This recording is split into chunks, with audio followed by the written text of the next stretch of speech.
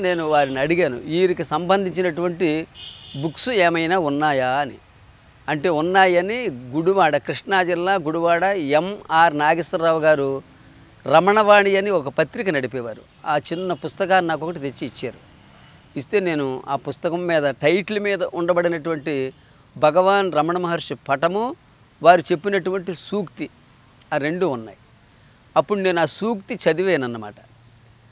చదివితే ఆ సూక్తి ఏమిటంటే, ప్రతివారు కూడా ప్లానులు వేస్తూ ఉంటారు.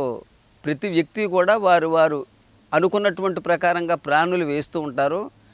కానీ అవి అమలు జరగవచ్చు, అమలు జరగకపోవచ్చు. భగవంతునికి కూడా మన వల్లే ఒక ప్లాన్ ఒకటి ఉంది. భగవాను ప్లాన్ మటుకు మాత్రం ఖచ్చితంగా జరిగి తీరుతుంది. భగవంతుని యొక్క ప్లాన్ మాత్రమే అమలు జరుగుతుంది. మన ప్లానులు అమలు జరగవచ్చు, అమలు జరగకపోవచ్చు అనేటువంటి ఆ సూక్తి చదివిన తరువాత నాలో లోపల హృదయంలో ఏదో ఒక గొప్ప పరిణామం కలిగింది.